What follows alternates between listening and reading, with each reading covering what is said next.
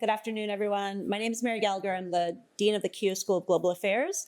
I want to say just a minute, a short thing about flash panels. This is the first flash panel of the semester. We're really happy to host it. We probably can't keep up with the amount of flash panels we may need to hold this semester. We are trying to organize some other flash panels on the state sovereignty and the Monroe Doctrine, as well as a flash panel on Iran. Our capacity to host events will probably not be sufficient for the number of things that people want to talk about. But please do reach out to your professors, to me, to institute directors, if there are topics that you want to discuss. Flash panels are flashes. They are local expertise. They're quickly organized. There is no fancy food at the end. That's our ideal of a flash panel, and that allows us to host more of them. So today we are hosting this panel on Venezuela at a crossroads, autocracy, opposition, and democratic futures. I'm just going to briefly introduce our moderator, Aníbal Pérez-Liñán. Aníbal is professor of political science and global affairs at the Keough School and the Political Science Department, and director of our Kellogg Institute for International Studies. His scholarship focuses on many of the issues that we'll focus on today: democratization, political instability, and the rule of law, with a particular focus on Latin America. So please join me in welcoming Aníbal. Thank you.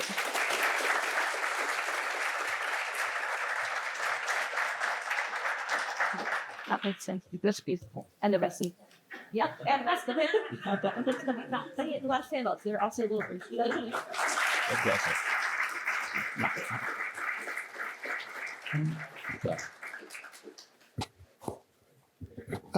Thank you, Mary. Thank you so much for leading the organization of this. On January 3rd, the U.S. launched Operation Absolute Resolve to capture Venezuelan President Nicolás Maduro, as you know, and his wife in Caracas. And certainly this episode changes the relationship of the United States and with Latin America and perhaps the world. And it is an episode, in a way, full of potential contradictions. It's a violation of Venezuelan sovereignty and yet has a considerable level of popular support in Venezuela. It was a successful military operation that potentially divides the base for the ruling party in the US and inaugurates a vision of the future for the relationship with Latin America that explicitly returns to the past, to the Monroe Doctrine that justified US intervention in Mexico, in Central America, and the Caribbean during the 19th and early 20th centuries. So this is going to require some effort to understand. We are lucky, though, because we have a lot of talent to try to understand what is going on. And we have with us today wonderful panelists to discuss this topic. The first one, Paola Bautista de Alemán, is a Venezuelan journalist, scholar, and political activist.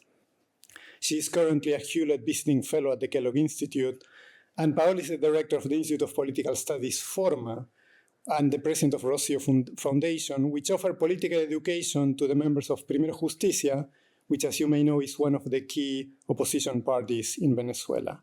She's also the author of the book The End of Pacted Democracies, published in Spain.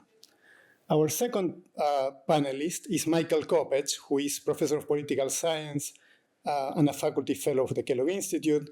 He's one of the principal investigators of the Varieties of Democracy project, and his research has focused on the measurement of democracy and democratization, Latin American parties and party systems, and Venezuelan politics. He is the author of the book Democratization and Research Methods, and of the book Strong Parties and Lame Ducks, Presidential Partyarchy and Factionalism in Venezuela.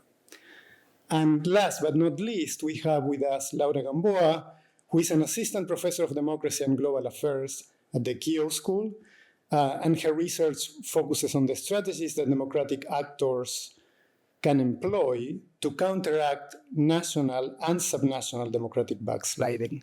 She is the author of the book Resisting Backsliding, Opposition Strategies Against the Erosion of Democracy, which compares the experiences of Colombia and Venezuela. So on that point, I will move forward. So.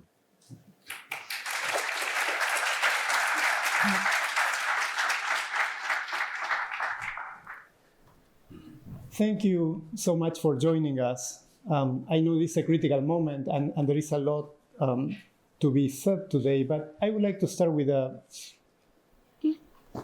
simple but in a way very complicated question for you, which is, if you had to select one word to describe what happened in Venezuela on January 3rd, how would you describe what happened? Laura, would you like to start?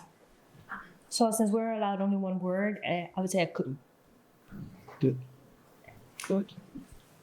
Well, in order to cram a lot of ideas into one word, I'm resorting to German. So, Blitzkrieg, which is a lightning strike military assault. I think it was one of the best examples of that ever. It only took a few hours. It was very efficient and very effective at the very limited aim of kidnapping and arresting the de facto head of state, Nicolás Maduro. Paola. Well, I have two words. Good. And it's unpredictable change. Unpredictable change. Would you like to say a few words, Laura and Paola? Yeah. I was following instructions very strictly. Yeah, no. So I think it's a coup because it's a faction of the authoritarian coalition, and a faction of the authoritarian coalition negotiated the exit of the dictator Nicolás Maduro in order to release certain kind of pressure that had been put on the country, and effectively replace him with another member of that faction of the authoritarian coalition. Understood. Paola? Sure. Yes, well, I mean, I have to make the difference of my opinion as an academic nor as an activist in my country. Because, of course, as Venezuelans, seeing Nicolás Maduro facing justice is a good thing for us. And it opened the door to hope, since we didn't have that, since Nicolás Maduro didn't accept the results of the elections of 2024. So I know this can be controversial and hard to understand, but for Venezuelans means hope. Can I just add that even though it was a very efficient strike, it wasn't a completely clean one because 70 to 80 people were killed in this, including some civilians. Good. So I'm sure many people are wondering, as I am wondering, how did we get here? What is the process that took us to this extraordinary moment? And I understand there are multiple ways in we can think about this question and we can answer this question, but I think it would be good to provide some context of how did we get to this point. Michael, we'd like to start. Well, you would think that this was a response to the oppressive kleptocracy in Venezuela that was allegedly sponsoring narco-terrorism that threatened the United States. But if that were true, then Trump wouldn't have pardoned the narco-trafficker, former Honduran President Juan Orlando Hernandez. The U.S. would be taking steps to aid a transition to democracy in Venezuela, such as establishing a military presence in Venezuela that's capable of protecting Edmundo Gonzalez, who actually won the 2024 election, or laying out a timetable for elections, which would probably favor Maria Corina Machado. But instead, the Trump administration is building a relationship with Maduro's vice president to stabilize the situation while moving aggressively to seize control of Venezuela's oil exports and stashing the revenues in a bank in Qatar with total discretion over how those funds will be used. So how we got here, I think, has little to do with conditions inside Venezuela and a lot to do with the Trump administration's vision of relationships between the United States and the Western Hemisphere and the world. Specifically that he wants to divide the world into spheres of influence. And Venezuela within the Western Hemisphere looks like a prize because it has the world's largest oil reserves and it's only 3 hours from Miami. The U.S. has overwhelming force, and in their view, we would be foolish not to control Venezuela's oil because only naive people take international law seriously, according to Stephen Miller. Also, it's feasible for the U.S. to do this because the U.S. Navy, like in their view, can seize tankers and therefore exercise complete control over oil exports. This is piracy on the high seas, but this administration doesn't care about that. And the Trump administration believes that by having this stranglehold over exports, it can extort Delcy Rodriguez or whoever comes after her to do whatever it wants. And the one motivation I think that may be related to conditions in Venezuela is the belief that the removal of Maduro would inspire millions of Venezuelan migrants to return home, relieving some of the destabilizing pressure on Colombia, the United States, and most other countries in the hemisphere. But I think that's not likely to happen as long as regime continuity is preserved. Thank you. Paola, how do we get? Well, I'm going to read the Venezuelan perspective of this situation, which is a little bit different. And I think that what brought us to this point was the constraints of all democratic paths to return to democracy. Inside the country, we Venezuelans did everything to get back to democracy in a very peaceful and constitutional way. We engaged dialogue processes with international support, the Kingdom of Norway, the United States, the United Nations, the European Union. We organized society, and actually we won election, and it was a landslide win of the election. And we also went to the UN, to the ICC, to the OAS. So still, none of these actions restore our rights or stopped organized crime, drug trafficking, or authoritarian forces operating in our country. And when I say authoritarian forces, I am talking about China, Iran, Cuba, Nicaragua, and all these forces that are against our values. So this path also has been a path of suffering. Today, we have political prisoners in Venezuela, and we don't have official numbers of that reality. More than 1,000 people are behind bars, friends of mine, families, young people, students, underage, and prisons are centers of torture. We have persecution, exile, and death persist in our country after January the 3rd. We have survived a regime of terror, and that regime of terror is still standing. At the international level, I think that this situation that I just described also invites reflection on how effective the international order has been addressing people's demands for justice or democracy. What can a country can do when we have done everything and we haven't been able to move forward democracy because maybe all the peaceful and constitutional paths were not enough. And I think that this question has to be addressed on preventing unilateral actions such as those that we saw on January the 3rd. If we don't make these uncomfortable and controversial questions, we're not going to get the answers that we need. Thank you. Laura?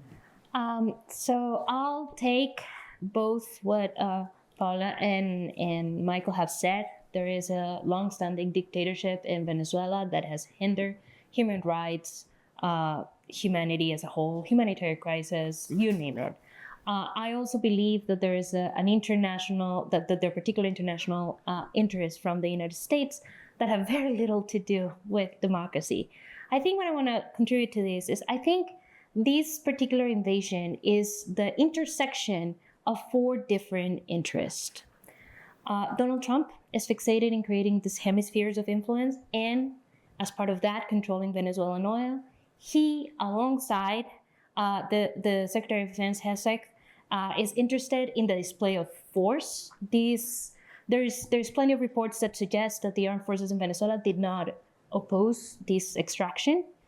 They did not represent a particular defense of Nicolás Maduro, and yet the accounts we have heard from the administration are accounts of bravery and heroism, and all of this display of bravado, I would say. Then, of course, is Marco Rubio, who for a long time now, several years, has been interested in delivering to his base in Florida, both in terms of regime change, not only in Venezuela, and I would argue with human rights as well. And then, of course, there is a portion of the opposition, particularly outside of Venezuela, that has for a while claimed, and this is well before 2024, I think the first claims about this that I can think of come from 2019, 2020, that the only way to transition to democracy is some kind of forced intervention in the country. And for this particular group of the opposition, this forced intervention wouldn't lead to Delcy Rodriguez. It would have led to some kind of elections of some sort, or maybe enforcing the results of 2024. For Marco Rubio, I don't think Delcy Rodriguez was the choice either. But I think the point in which all of these groups kind of intersected was removing Maduro. What happened afterwards was outside of that intersection, and that's kind of what we're seeing today. Good. Just a quick question for the audience. Do you hear any echo in the microphones? Yes. Yes. Okay. I wonder if we can deal with it. So, Laura, you're following on your last point. I guess the question it begs the question of what are the implications of this operation, this important operation for Venezuela in the short and medium run, right? And so I would like to ask our panelists about that. How do you anticipate the immediate consequences for Venezuela of this operation? Paola, would you like to start? Yes. Again, as Venezuelan, I have to say that Venezuela today, I have to use the... Yeah. Is this the one that coming? The mic is no. I don't. You might do it. Okay. Make sure that this one doesn't turn off. Okay. So I turn off this one. Okay. Okay. Thank you. So, thank you. Venezuela is today better off than it was on January the 2nd. It was great news to Venezuelans to see Nicolás Maduro and Cilia Flores facing justice. It's a relief for us who have people in jail, behind bars, and who are on exile, which is my case. It was a relief. But we also know that it was only a first step. The U.S. removed the dictator, but the dictatorship still stands. Democracy has not been yet restored, and we have many challenges ahead. The United States has announced that the transitional path for our country consists in three stages: stabilization, recovery, and transition. Our main challenge as Venezuelans and as Democrats is to ensure that the stabilization phase has a democratic perspective. We need, and this is very urgent, to open the civic space in the country without undermining the period of stabilization. And we need to move forward free, fair, and transparent elections. To achieve this, the dictatorship must be dismantled. And that task the Trump administration has assigned to Delcy Rodriguez, as Laura said. And I want to share with you who is Delcy Rodriguez, who is she? She is a dictator. I want to be very clear on this. She doesn't have democratic legitimacy, and she has been in charge of the repression apparatus since 2018. She has committed crimes against humanity, and she is not a democratic reformer. She is a dictator who is trying to stay in power and only responds to the use of force. So the main risk for Venezuela is that the political process that I just described, the three phases, fails to move forward beyond stabilization and economic recovery. Of course, this may be Delcy Rodriguez's desire. She wants to stay in power.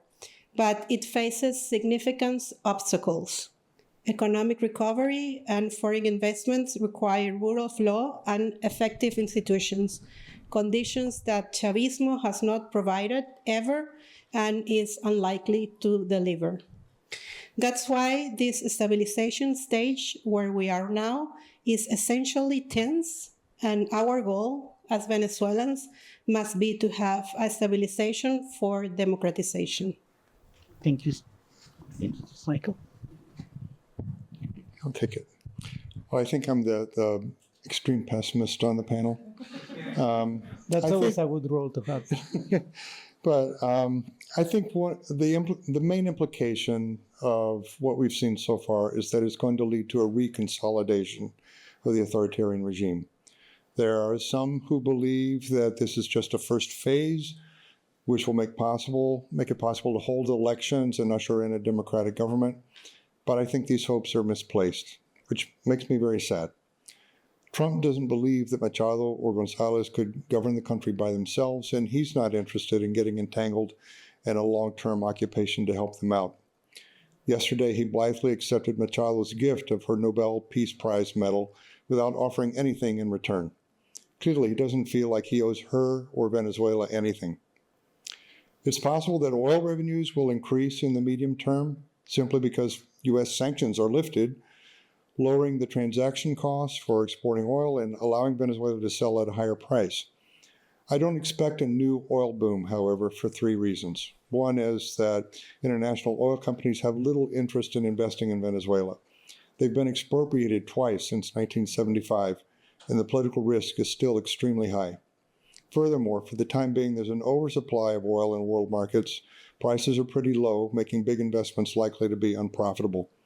So Venezuela's drilling and pumping capacity is not likely to grow all that much.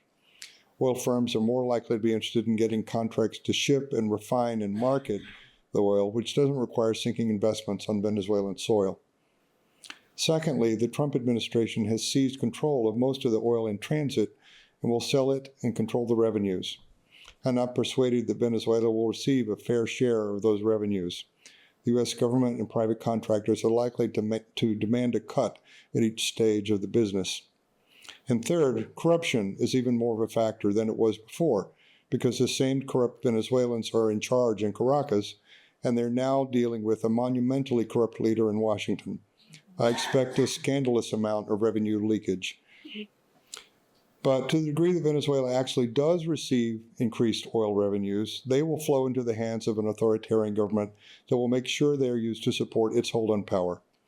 Why would it cooperate with fair elections or a transition? It won't. And why would the Trump administration jeopardize the sweetheart deals it's making with Venezuela? It won't either. Maybe after Trump leaves, some change will happen, but not in the medium term. I think I was in charge of the Latin American aspect of this, but I want to make a small comment about the opposition if I can. I think I joined Paula's call about how this needs to be a domestic process. For a while now, what I have seen is opposition actors somehow, to a certain extent, putting the burden of regime change on international actors, right? In this particular case, the United States. And I don't think that that works. I think what works is opening up spaces for negotiation. And I am in a margins kind of gal, so I think this happens at the margins. I don't think you start with free and fair elections and transition to democracy. I think you get to free and fair elections by taking advantage of small windows of opportunity, but that won't happen until sort of opposition leaders, civil society figure out a way to regroup and reorganize moving forward. In terms of Latin America, I think very much like the informal norms that protected U.S. democracy, these pretty much blew out of the water, literally. The self-enforcing institutional norms that have governed sort of the liberal order for a while now. And that had, in particular, protected Latin America from the kind of bullying behavior we observed in the 1800s and early 1900s from the United States. Now, this kind of violation of sort of these liberal norms has been true for a while. I am Colombian, and I am always on edge about what the heck is going to happen next. What is going to be the reaction to whatever it is that Gustavo Petro said. But my sense is that, but I think Venezuela just made it undeniable, right? Like it's just an overt violation of international norms. I was thinking about Iraq, and at least with Iraq, the Bush administration actually tried to make the claim that there were weapons of mass destruction. There was an attempt to have a facade. Here, not even that. And what has been said later is like, this is all about the oil, and the administration has been pretty open about it. So my sense is that, at least for now, or as long as Donald Trump controls Congress, or the Republicans control Congress, the new rules of engagements are going to be transactional. And I think leaders in Latin America have been traditionally very good at these transactional rules, particularly dictators and authoritarian actors. I think this will prompt and enforce and support dictators like Nayib Bukele.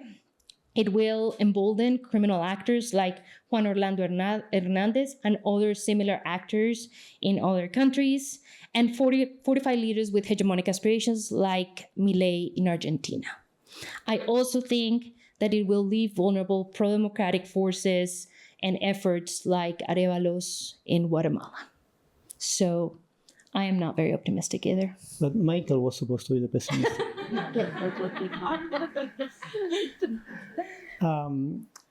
Question for Paola then. So I'm optimistic. good. Completely. No, we need I that. don't have an option. We need that. So going back to Laura's initial point, right, about the need of the opposition and civil society to regroup and reorganize in this context.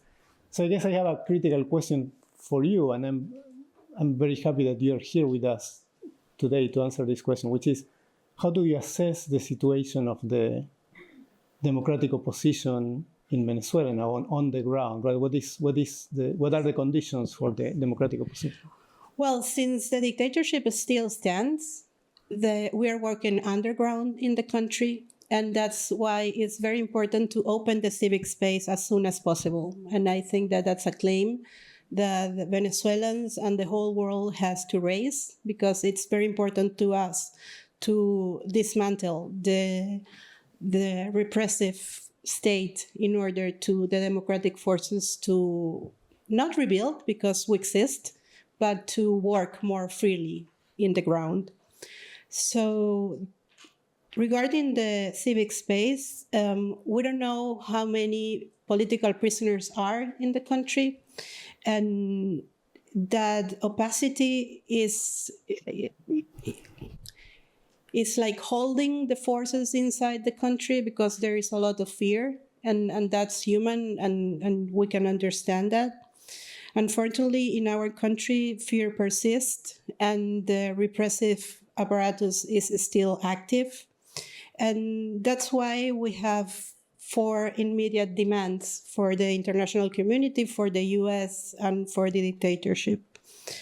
First is the international human rights organizations must be allowed to go into the country to monitor the release of political prisoners. That's important for the present of the country and for our future, to have accurate and transparent numbers of that.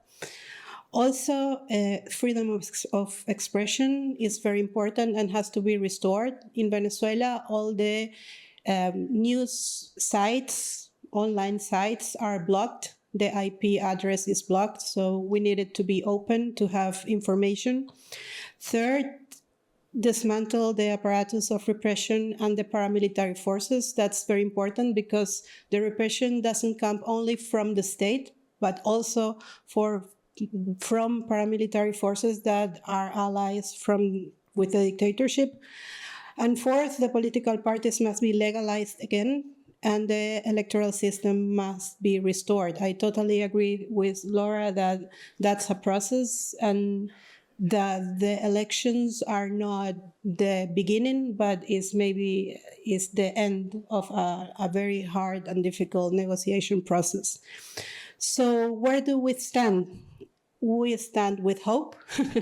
We don't have another option to be optimist after 27 years of democratic struggle.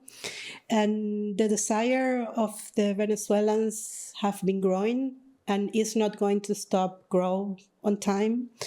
Also, political parties continue working underground, and that's very important that the political preconditions in Venezuela are different than in Iraq or Afghanistan or other countries that sometimes we compare with.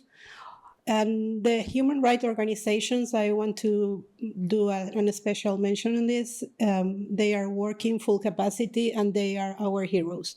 We have a strong civil society that is in the ground defending our rights and working. However, this is a very complex process and we need to sustain pressure to ensure that the stabilization phase, I do believe that the United States, of course, they have interest in our resources and in our location on the map, but also there are some democratic will on his actions. Because otherwise, if we don't give the stabilization process a democratic perspective, it won't be stable or lasting. Thank you. Thank you. So we have discussed the implications of this operation for Venezuela. Laura discussed the implications of this operation for Latin America more broadly. I have a question for Michael, I guess, which is, how do you see the implications of this operation for the US, which is the other part in the story? Yes. Can I talk about implications for Latin America also? Of course. I think the U.S. role in the hemisphere is like Roosevelt's good neighbor policy, flipped on its head, a bad neighbor policy. Doge gutted America's main engine of soft power, which was USAID. We no longer have soft power. Instead, the United States is for now relying completely on the hard power of invasion, tariffs, sanctions, threats, insults, intimidation, and extortion. It expects to incentivize forced concessions, kowtowing, flattery, and corrupt deal-making. I hope this will end with the next administration. However, even then, a bad neighbor policy will leave a legacy of deep uncertainty and distrust throughout the hemisphere. A nicer administration will try to win back trust, but any wise Latin American leader will have to wonder what the administration after that will be like. It's going to be hard for the United States to build good relations with Latin American countries. As some other people have said, for the last 80 years, the United States benefited from a rules-based post-World War II order, one that it sponsored. That's broken down, and we are in transition to a multipolar world with spheres of raw power influence. Overall, U.S. influence is diminished, and the world is becoming a more chaotic and violent place as each major power asserts its dominance over its respective sphere. This may prevent conflict among major powers for a while, although with a tragic cost to democracy and human rights and free trade. But in the long run, I'm afraid a multipolar world is a transition to a unipolar world in which China is dominant. But that gets very speculative. I probably shouldn't go that far. I think the silver lining in this Venezuela adventure is that it'll probably contribute to a political backlash against Donald Trump. He would be losing support anyway, as presidents almost always do in the midterm elections.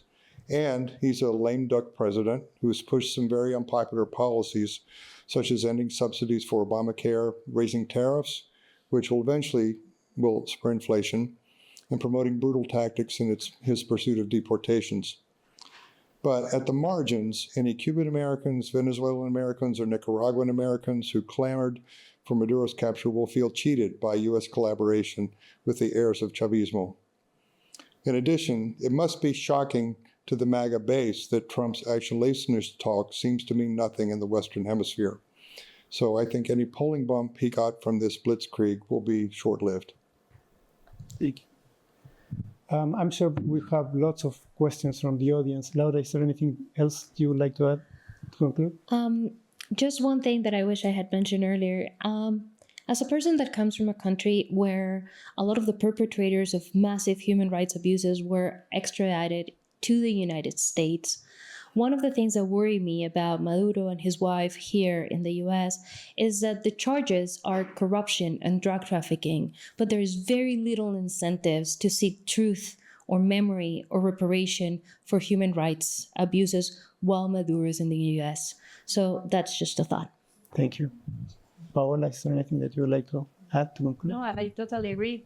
I totally agree with that. I think that Maduro is facing justice for crimes that he actually made, but those are not maybe the most terrible things that they have done. So I think that that's a risk.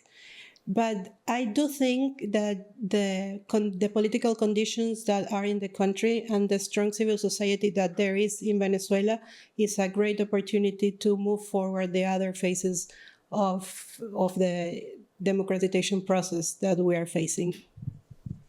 Thank you so much for your contribution to this panel today. I'm sure many people will have many questions, so we should probably open the floor for questions. Maybe we should take 3 questions to be more efficient, and then we can take 3 questions, and then the panel can address them, and then we can go back.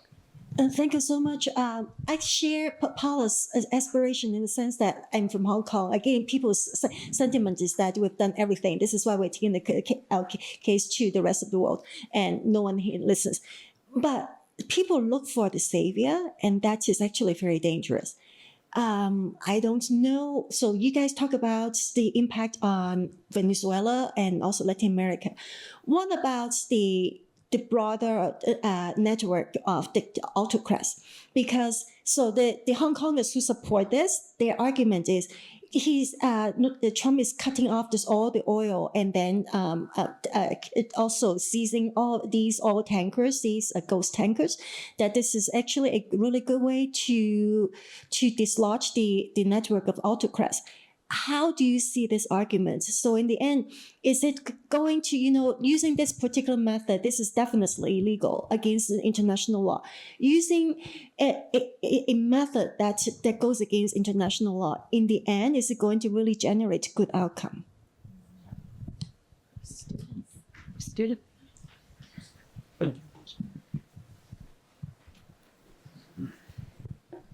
Thank you all for your panel. I was interested in what your thoughts are on how Machado has handled this situation. I think she's probably in one of the most difficult positions I could think of, like having to negotiate with someone with such a large ego, I would say. A very difficult position, and someone who has a lot more power than she does in this situation. So how she handled that, is her strategy a good strategy, or is she just in a lose-lose situation at this point? These aspects. Cohen still in English. Oops. 20. This one here. Excuse me, Andrew. Thank you very much. You analyze Latin America, opposition, the US, but not Chavismo or government. So, and you mentioned the coup. So I would like to know, how do you understand the movement of the Rodriguez brothers, and what are your assumptions or information about what do you think could happen within the government, the Madurismo movement? Would you like to start? Okay. Since you have the microphone. Okay. Well, Delcy Rodriguez is in trouble, I think, because she has to obey the empire while she represents anti-imperialism. So there is a lot of tension, and she is in trouble. And how she can handle it? By force. The same way Trump handled her, that situation. So I think that she is in trouble, and she is not on an easy position. And regarding Chavismo, I think that Chavismo has been losing his identity. On 28th of July 2024, when we won the election by landslide, they lose their popular dimension. They are a minority in the country. Nobody likes them.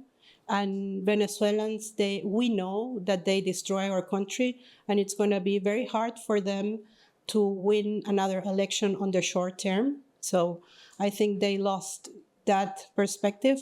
And now they lost the narrative of being anti-imperialism because, I mean, they worked together and Trump said that she was a very, very nice woman. So, I mean, they have very, very problems on what they are, a lot of contradictions. Actually, yesterday, Delcy Rodriguez, she did a press conferences and she said that they need to handle the contradictions to stay in power. So I think that Chavismo is not having a good time right now. And we will have to see afterwards if they are able to rebuild. In Spanish, we say, no hay muertos en política. They are not dead people in politics, so maybe they can rise again. I don't know. But right now, they are having problems. And regarding international law, I don't have an answer. Me, myself, I'm doing myself those questions. I don't know if that's going to help to content the advance of autocratic forces. What I do know is that international law didn't help us when we needed. The question that we Venezuelans ask ourselves is, where was the international law when they were killing us? Where was the international law when they taken away our families? When was the international law when we were dying and starving because of corruption? So I don't have the answer regarding the ships and the oil and all that because everyone is so scared about the oil. But let me tell you something. The Chinese, the Iran, and all these autocratic forces has been taking our oil like decades ago. So we haven't seen our oil in very few years. So me, myself, and I know that Venezuelans in this room, we humbly do these same questions. It's just me. So I'll answer Victoria's questions about sort of the whether this will change sort of this autocratic collaboration. And I wonder if the autocratic club hasn't just won a new member, right? I wonder to what extent can we claim that this administration behaving the way it behaves is just not part of that coalition. I would expect, given how sort of what I have seen from this government, that there will still be some disruption of oil with Iran. I don't know that we're going to see the same disruption with Russia or China. So there's that. And in terms of Chavismo, I believe that sort of the authoritarian coalition in Venezuela was not as stable before, is significantly more unstable now, right?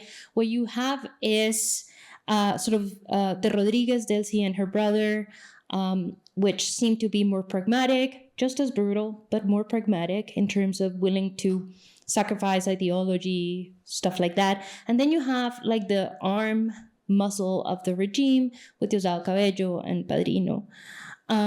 It isn't clear whether all of these factions are on board with this new direction. It seems, however, that, I'm positive that these groups have a lot of self-preservation interest and they all want to survive. They don't want to go to jail and they don't want to lose their money. So my sense is that whatever happens in Venezuela will depend on whether mostly sort of Delcy and her brother are able to bring the other factions into the fold. Whether that happens or not is yet to be determined. I think Paola is very generous. I think the Chavismo lost its support in 2015. I think it has been 10 years since they haven't won an election that they don't outright steal. And I think the only way for survival for the regime since 2015 has been resorting increasingly more to repression, right? That being said, it is possible, I don't know how likely, but it is possible that the Delcy and her brother are actually able to provide a minimum improvement of living conditions just because there's more money in the country, period. And if that happens, they might be able to rely a little less on repression, right? I'm not saying that it's likely, but it is indeed a possibility.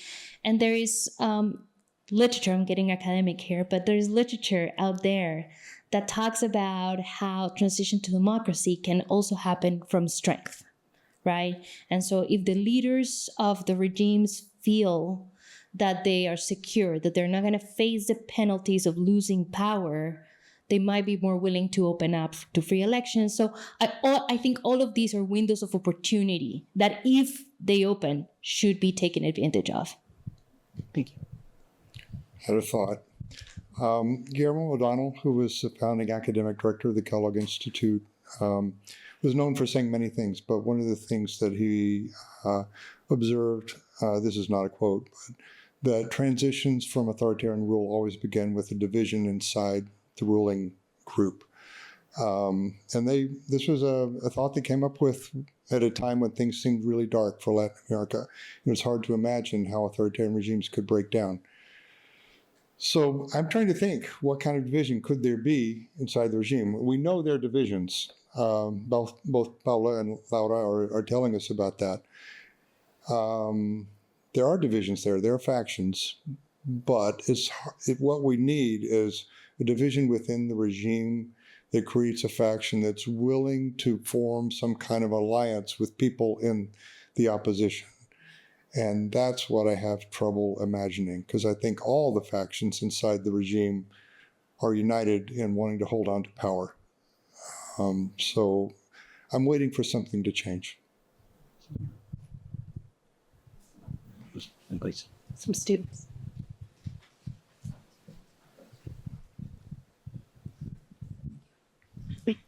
Thank you guys so much for being here and sharing your insights. My question is with regards to the implications of Maduro's capture for United States relations with other Latin and South American countries, particularly given President Trump's overt rhetoric claiming America's sphere of influence as being the entire Western Hemisphere. Do you anticipate fear or pushback from other Latin and South American leaders? Or do you think that Donald Trump's use of military might to secure this alleged sphere of influence will compel leaders to essentially fall in line? Yeah, amazing points coming out from all of you, and a bit of insight more on the micro stem for Venezuela, which is obviously the consistent point. Sort of my question is really three-part, and it looks at more of a macro lens. Obviously, with such an aggressive stature the US is taking, and specifically Trump, with Venezuela, how do you see those impacts sort of rippling out to EU perceptions? Looking into Latin America, they've got a massive deal coming up where we're looking at agro crops specifically in the EU. How does that impact that security? And then also, how does that impact the EU sort of looking into the States, and then just the general, I guess, international sentiment looking into the region? Is it less economic security? Are we going to see less private investment? Are we going to see more public investment? Where does that lie? Yeah, and I want to ask a little bit about, thank you all for your insights as well. I want to ask, looking down the road a little bit past the current administration, given that if there's another US presidential election that results in a Republican, that they would keep the same strategy.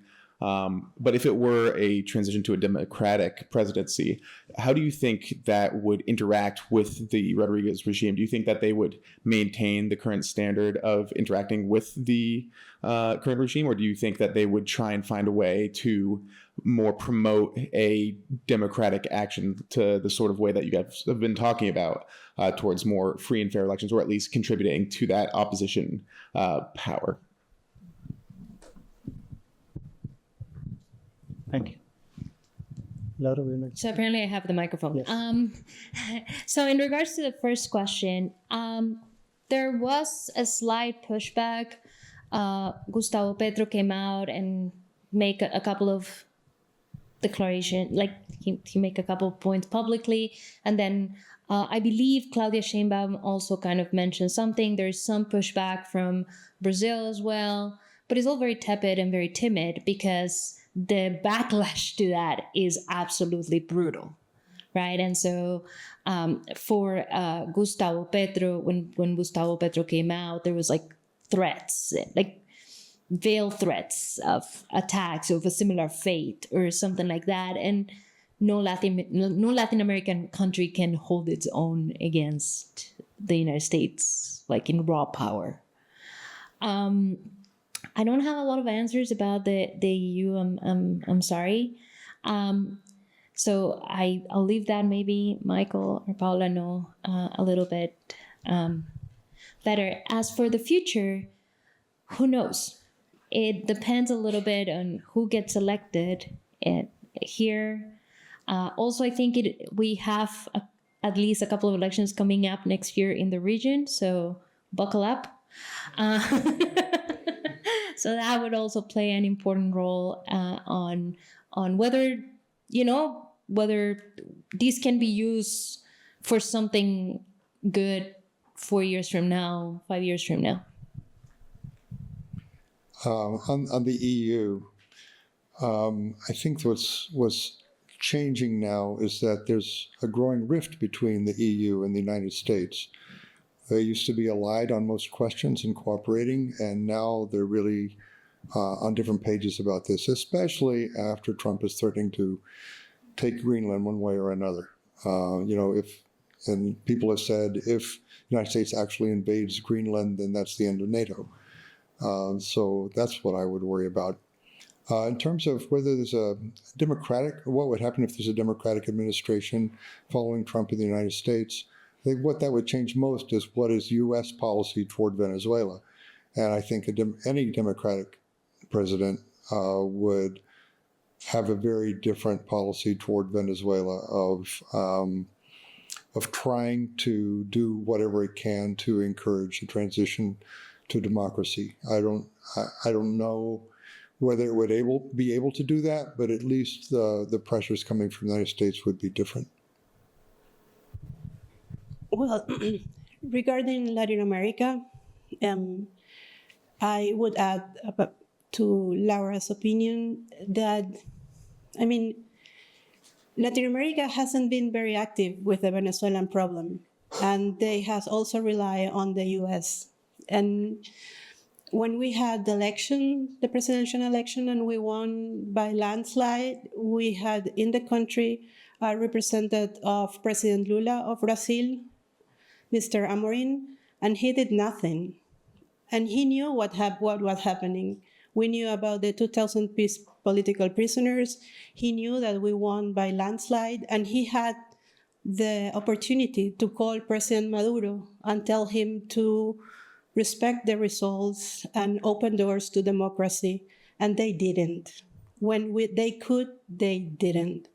And now that the U.S. took that decision, that obviously is controversial, and I totally agree with your fears and questions about the future, it would be good to look back and see how we got here in Latin America. And also about, as Venezuelans, we've been fighting for more than 25 years, so we have dealt with Democrats and Republicans.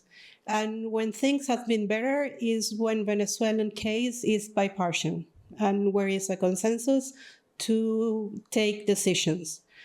With the administration Biden before President Trump, we had a very, very bad experience with Juan Gonzalez. He was one of the worst things that could happen to the Venezuelan cause. So I would say that in the future, what Venezuelans want is that democracy is part of the foreign policy of the United States, and it's better if it's a bipartisan issue. Thank you. I think we have time for a last round of questions. Thank you, Ashley. Thank you. Thank you for this. I have a question about narrative. How can we make this story about Venezuela and Venezuelans and not about Trump, US, and oil? Because, that's what we are talking about. So how can we make it change this narrative?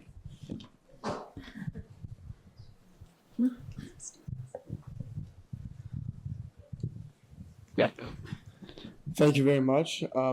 My question kind of focuses on Venezuela's or President Maduro's former ties with China. He had met with the Chinese delegation a few days before his capture. And my question is, what implications do you see as a Chinese reaction to this towards the U.S.? Will this pose a threat to the U.S.? Will China not really care? What do you think will happen with regard to China and the US as a result of the Venezuelan invasion? My question has to do with, I guess, how we got to this point with Latin America. The United States in the 20th century was intervening in Latin America as part of the Cold War and the domino theory. But we never really, all we did was just kind of go in with brute force and just regime change, which is similar to what we just did.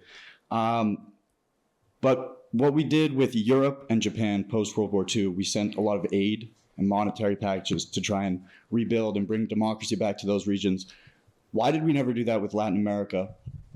And in this kind of 21st century where we've been exercising soft power, and clearly that yielded no results either. So what is the best option? Thank you. Thank you so much for the reflections and for the dialogue. I have one question about the international system. And I hear you, what you say, Paola. It's very powerful when you say, what was the international system when we were, literally dying in the streets? But let me bring just two elements. One is the speed by which the International Criminal Court actually established itself and opened an office in Venezuela. The International Criminal Court typically takes decades. In Mexico, we've been begging, going on our knees to ask for decades. Nothing. The United Nations, with the collaboration and all my respect for all the academics, the scholars, the activists that provided the input about human rights to the United Nations to get this report. We've been begging the United Nations, Central America, Mexico, different parts of Latin America, to produce a human rights report, the type of reports that were produced 20, 30 years ago. No more. So, aren't we just very quickly giving up on the international system, saying, okay, NATO is dead, it's gone. The Inter-American Human Rights Court, it's gone. The International Criminal Court, it's gone. Isn't it? Aren't we rushing into just saying, Trump has won, everything is dead? All this institution building that we created, and I know it's very uneven. So let me just throw the question to the panel. Is there any room to leverage your international institutions rather than simply rely it's a question of the US government and President Trump or not? So is that the only hope for the opposition in Venezuela? And are we ready as a world to say, we've given up on the world order, it's all about what Trump wants? Yes. Any more? What? On that note. Well, I have the microphone, so.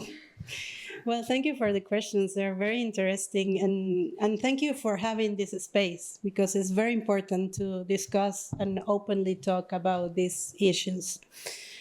I think that our story as Venezuelans, regarding the question of Fernando, it's a very beautiful story. We are a very, very beautiful country full of people that has fought for many decades for their democracy, and we have never created an armed force for our cause. We have always been constitutional, pacific, and that has been our struggle. And I think that the narrative will be Venezuelan if we tell our story. The thing is that the US is a very, very great and strong country, and they think that all the problems are about them. So it's very hard to share our story, and that's why this kind of spaces is very, very important. Regarding China, China did a lot of investment in our country until 2015, where they acknowledged and realized that the revolution stole all the money, so they didn't invest again in the country. And their interest right now in Venezuela, they are not the oil or economic, is strategic, is the place where we are in the map, and that's why they are there. Okay. And regarding the question of Professor Trejo, I totally share with you the concern. And I would say that President Trump is not the cause of the problem, it's the consequence of the problem. The same as Hugo Chavez when he came in power in 98. Hugo Chavez wasn't the cause of the problems of Venezuela. He was the consequence of a backsliding system that let a person like him get into power and destroy democracy. So I think that we should see things the other way around and see what's wrong on international law that is not giving answer, not to destroy international law, but to make it better and to have better answers to the problem of the people. Thank you, Paola. I know many students have to have class at 3, so I will ask you to be brief, maybe select one question that you want to address and address it in closing. Well, I want to say that I totally agree with Paola in her statement that Venezuelan opposition did everything it could think of to resist the regime in Venezuela. They did exhaust all the alternatives domestically. And I think if we want to pay attention to Venezuela, we need to look at Venezuela with empathy and understand what's happening on the ground. But we might not necessarily find hope for what's going to change by doing that. Thank you. I am going to agree with Guillermo. I think, I think that the international system deserves defending. As a Colombian, the international system has been key to advance justice, memory, reconciliation, the peace process. It has been absolutely crucial. And I think that slow, flawed, incompetent, all of these things are true as well. But I kind of join Guillermo in the need to figure out how do we protect this system. Thank you. I want to thank you all for your contributions today and participating in this panel. I want to thank the Keough School for organizing, especially Ashley, who has been organizing this event. And thanks all the audience for joining us today. We will have more questions.